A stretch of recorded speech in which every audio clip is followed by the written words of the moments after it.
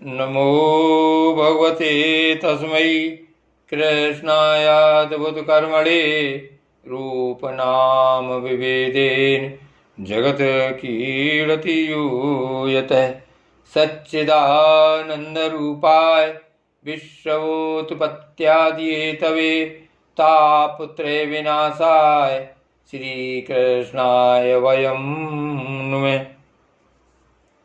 श्रीमद्भागवत महापुराण दसम स्कंध उत्तरार्ध 63वां अध्याय।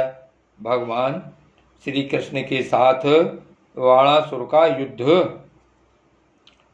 श्री सुखदेव जी कहते हैं, परीक्षित, बरसात के 4 महीने बीत गए परंतु अनिरुद्ध जी का कहीं पता न चला। उनके घर के लोग इस घटना से बहुत ही शोकाकुल हो रहे थे। एक दिन नारद जी ने आकर अनिरुद्ध का शोणितपुर जाना, वहां बाणासुर के सैनिकों को हराना और फिर नाग पास में बांधा जाना, यह सारा समाचार सुनाया। तब श्री कृष्ण को ही अपना आराध्य देव मानने वाले यदुवंशियों ने शोणितपुर पर चढ़ाई कर दी। अब श्री कृष्ण और बलराम जी के साथ उनके अनुयायी सभी यदुवंशी प्रद्युम्न, सात्विकी, गद, साम, सारण, नंद, उपनंद और भद्र आदि ने 12 अक्षौणी सेना के साथ व्यूह बनाकर चारों ओर से बाणासुर की राजधानी को घेर लिया। जब बाणासुर ने देखा कि यदुवंशियों की सेना नगर के उद्यान, परकोटों, बुर्जों और सिंह द्वारों को तोड़ फोड़ रही है, तब उसे बड़ा क्रोध आया और वह भी 12 अक्षौणी सेना लेकर नगर से निकल पड़ा। बाणासुर की ओर से साक्षात भगवान शंकर वृषभ राज नंदी पर सवार होकर अपने पुत्र कार्तिकेय और गणों के साथ रणभूमि में पधारे और उन्होंने भगवान श्री कृष्ण तथा बलराम जी से युद्ध किया। परीक्षित, वह युद्ध इतना अद्भुत और घमासान हुआ कि उसे देखकर रोंगटे खड़े हो जाते थे। भगवान श्री कृष्ण से शंकर जी का और प्रद्युम्न से स्वामी कीर्ति का युद्ध हुआ। बलराम जी से कुम्भांड और कूपकर्ण का युद्ध हुआ।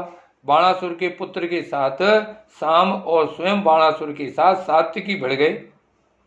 ब्रह्मा आदि बड़े बड़े देवता, ऋषि मुनि, सिद्धचारण, गंधर्व, अप्सराएं और यक्ष विमानों पर चढ़ चढ़कर युद्ध देखने के लिए आ पहुंचे। भगवान श्री कृष्ण ने अपने सारंग धनुष के तीखी नोक वाले बाणों से शंकर जी के अनुचरों भूत, प्रेत, प्रमथ, गुहक, डाकिनी, यातुधान, बेताल, विनायक, प्रेतगण, मातृगण, पिशाच, कुसुमांड और ब्रह्म राक्षसों को मार मार कर खदेड़ दिया। पिनाक पाणी शंकर जी ने भगवान श्री कृष्ण पर भांत भांत के अगणित अस्त्र शस्त्रों का प्रयोग किया, परंतु भगवान श्री कृष्ण ने बिना किसी प्रकार के विस्मय के उन्हें विरोधी शस्त्रों से शांत कर दिया। भगवान श्री कृष्ण ने ब्रह्मास्त्र की शांति के लिए ब्रह्मास्त्र का, व्यास्त्र के लिए पर्वतास्त्र का, अग्नेयास्त्र के लिए पर्जन्यास्त्र का और पशुपात्रास्त्र के लिए नारायण अस्त्र का प्रयोग किया। इसके बाद भगवान श्री कृष्ण ने ब्रजतृणासे, जबरणासे, जिससे इसके बाद भगवान श्री कृष्ण ने जिमणास्त्र से, जिससे मनुष्य को जमाई पर जमाई आने लगती है, महादेव जी को मोहित कर दिया। वे युद्ध से विरक्त होकर जमाई लेने लगे। तब भगवान श्री कृष्ण शंकर जी से छुट्टी पाकर तलवार, गदा और बाणों से बाणासुर की सेना पर संहार करने लगे। इधर प्रद्युम्न ने बाणों की बौछार से स्वामी की कार्तिक को घायल कर दिया। उनके अंग अंग से रक्त की धारा बह चली। वे रणभूमि छोड़कर अपने वाहन मयूर द्वारा भाग निकले। बलराम जी ने अपने मूसल की चोट से कुम्हार और कूपकर्ण को घायल कर दिया। वे रणभूमि में गिर पड़े। इस प्रकार अपने सेनापतियों को हताहत देखकर बाणासुर की सारी सेना तितर बितर हो गई। जब रथ पर सवार बाणासुर ने देखा कि श्री कृष्ण आदि के प्रहार से हमारी सेना तितर बितर और तहस नहस हो रही है, तब उसे बड़ा क्रोध आया। उसने चिढ़कर सात्यकी को छोड़ दिया और वह भगवान श्री कृष्ण पर आक्रमण करने के लिए दौड़ पड़ा।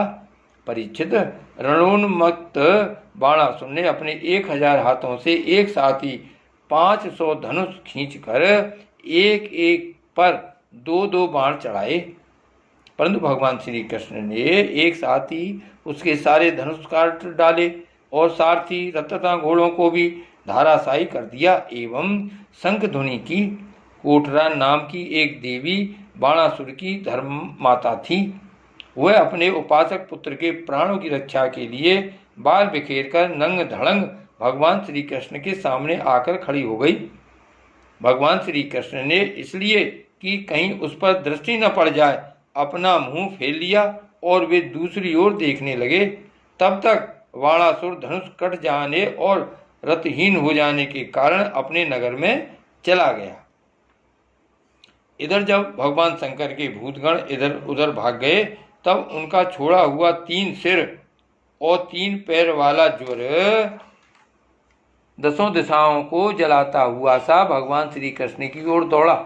भगवान श्री कृष्ण ने उसे अपनी ओर आते देखकर उसका मुकाबला करने के लिए अपना ज्वर छोड़ा। अब वैष्णव और माहेश्वर दोनों ज्वर आपस में लड़ने लगे। अंत में वैष्णव ज्वर के तेज से माहेश्वर ज्वर पीड़ित होकर चिल्लाने लगा और अत्यंत भयभीत हो गया।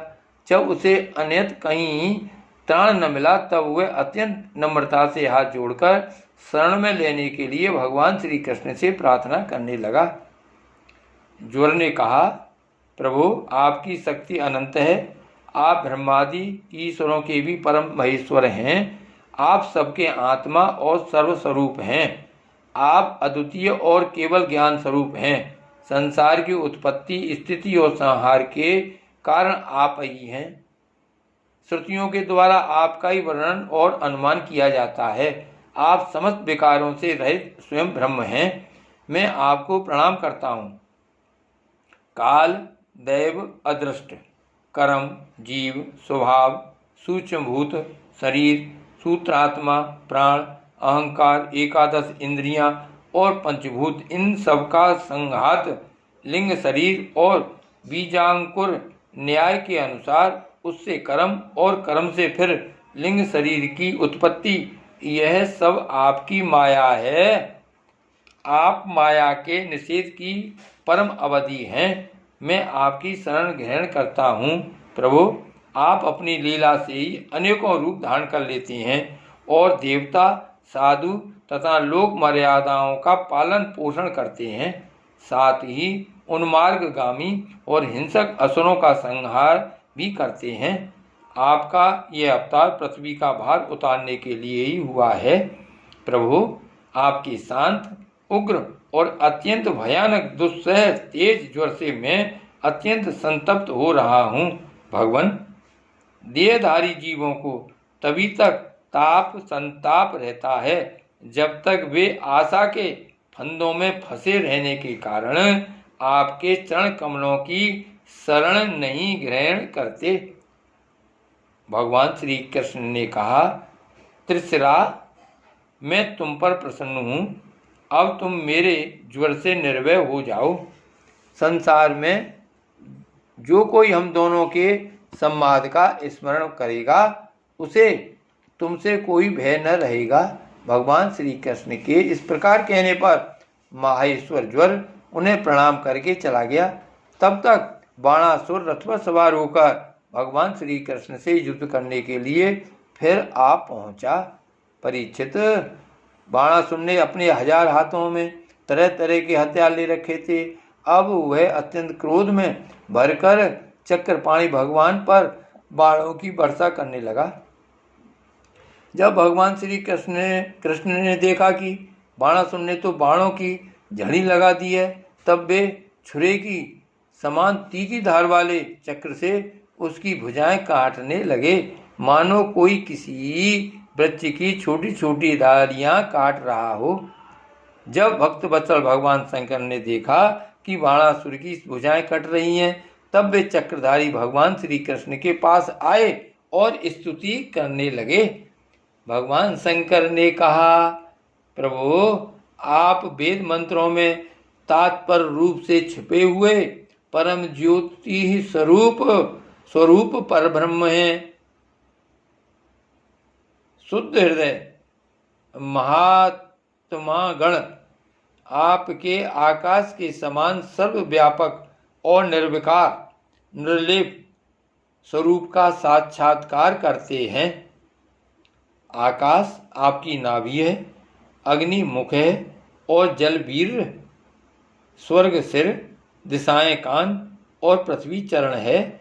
चंद्रमा मन, सूर्य नेत्र और मैं शिव आपका अहंकार हूँ। समुद्र आपका पेट है और इंद्र भुजा। धान्य आदि औषधियाँ रोम हैं। मेघ कृष्ण केश हैं और ब्रह्मा बुद्धि। प्रजापति लिंग हैं और धर्म हृदय।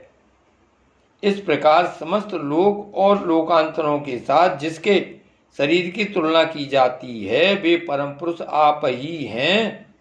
अखंड ज्योति स्वरूप परमात्मन आपका यह अवतार धर्म की रक्षा और संसार के अभ्युदय अभिवृद्धि के लिए हुआ है। हम सभी आपके प्रभाव से ही प्रभावान्वित होकर सातों भुवनों का पालन करते हैं। आप सजातीय, विजातीय और स्वगत भेद से रहित हैं। एक और अद्वितीय आदि पुरुष हैं। एक और अद्वितीय आदि पुरुष हैं। मायाकृत जागृत, स्वप्न और सुषुप्ति इन तीनों अवस्थाओं में अनुगत और उनसे अतीत तुरीय तत्व भी आप ही हैं। आप किसी दूसरी वस्तु के द्वारा प्रकाशित नहीं होते, स्वयं प्रकाश हैं। आप सबके कारण हैं, परंतु आपका न तो कोई कारण है और न तो आप में कारण पना ही है। भगवान, ऐसा होने पर भी आप तीनों गुणों की विभिन्न विषमताओं को प्रकाशित करने के लिए अपनी माया से देवता, पशु पक्षी, मनुष्य आदि शरीरों के अनुसार भिन्न भिन्न रूपों में प्रतीत होते हैं। प्रभु, जैसे सूर्य अपनी छाया बादलों से ही ढक जाता है और उन बादलों तथा विभिन्न रूपों को प्रकाशित करता है, उसी प्रकार आप तो स्वयं प्रकाश हैं, परंतु गुणों के द्वारा मानो ढक से जाते हैं और समस्त गुणों तथा गुणाभिमानी जीवों को प्रकाशित करते हैं। वास्तव में आप अनंत हैं। भगवान, आपकी माया से मोहित होकर लोग स्त्री, पुत्र, देह, गेह आदि में आसक्त हो जाते हैं और फिर दुख के अपार सागर में डूबने उतराने लगते हैं। संसार के मानवों को यह मनुष्य शरीर आपने अत्यंत कृपा करके दिया है। जो पुरुष इसे पाकर भी अपनी इंद्रियों को बस में नहीं करता और आपके चरण कमलों का आश्रय नहीं लेता, उनका सेवन नहीं करता, उसका जीवन अत्यंत शोचनीय है और वह स्वयं अपने आप को धोखा दे रहा है। प्रभु, आप समस्त प्राणियों के आत्मा, प्रियतम और ईश्वर हैं। जो मृत्यु का ग्रास मनुष्य आपको छोड़ देता है और अनाहतम दुख रूप एवं तुच्छ विषयों में सुख बुद्धि करके उनके पीछे भटकता है, वह इतना मूर्ख है कि अमृत को छोड़कर विष पी रहा है। मैं, ब्रह्मा, सारे देवता और विशुद्ध हृदय वाले ऋषि मुनि सब प्रकार से और सर्वात्म भाव से आपके शरणागत हैं, क्योंकि आप ही हम लोगों के आत्मा, प्रियतम और ईश्वर हैं।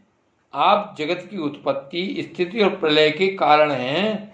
आप सब में सम, परम शांत, सबके सुहृदय आत्मा और इष्ट देव हैं।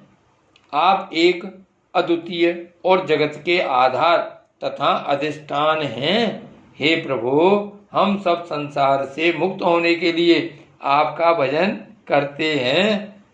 देव, यह बाणासुर मेरा परम प्रिय, कृपा पात्र और सेवक है। मैंने इसे अवैधान दिया है। प्रभु, जिस प्रकार इसके परदादा दैत्यराज प्रहलाद पर आपका कृपा प्रसाद है, वैसा ही कृपा प्रसाद आप इस पर भी करें। भगवान श्री कृष्ण ने कहा, भगवान आपकी बात मानकर जैसा आप चाहते हैं मैं इसे निर्भय किए देता हूँ। आपने पहले इसके संबंध में जैसा निश्चय किया था मैंने इसकी भुजाएं काटकर उसी का अनुमोदन किया है। मैं जानता हूँ कि बाणासुर दैत्यराज बलि का पुत्र है, इसलिए मैं भी इसका वध नहीं कर सकता, क्योंकि मैंने प्रहलाद को वर दिया है कि मैं तुम्हारे वंश में पैदा होने वाले किसी भी दैत्य का वध नहीं करूंगा।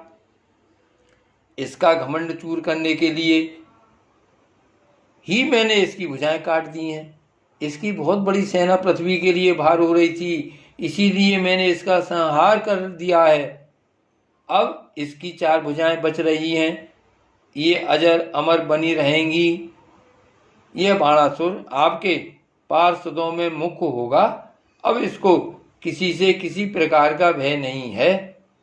श्री कृष्ण से इस प्रकार अभय दान प्राप्त करके बाणासुर ने उनके पास आकर धरती में माथा टेका, प्रणाम किया और अनिरुद्ध जी को अपनी पुत्री उषा के साथ रथ पर बैठाकर भगवान के पास ले आया। इसके बाद भगवान श्री कृष्ण ने महादेव जी की सम्मति से वस्त्रालंकार विभूषित उषा और अनिरुद्ध जी को एक अक्षौणी सेना के साथ आगे करके द्वारका के लिए प्रस्थान किया। इधर द्वारका में भगवान श्री कृष्ण आदि के शुभागमन का समाचार सुनकर झंडियों और तोरणों से नगर का कोना कोना सजा दिया गया। बड़ी बड़ी सड़कों और चौराहों को चंदन मिश्रित जल से सींच दिया गया। नगर के नागरिकों, बंधु बांधवों और ब्राह्मणों ने आगे आकर खूब धूमधाम से भगवान का स्वागत किया। उस समय शंख, नगारों और ढोलों की तुमुल ध्वनि हो रही थी। इस प्रकार भगवान श्री कृष्ण ने अपनी राजधानी में प्रवेश किया। परीक्षित, जो पुरुष श्री शंकर जी के साथ भगवान श्री कृष्ण का युद्ध और उनकी विजय की कथा का प्रातः काल उठकर स्मरण करता है उसकी पराजय नहीं होती। श्री द्वारका नाथ की जय, श्री गोवर्धन नाथ की जय।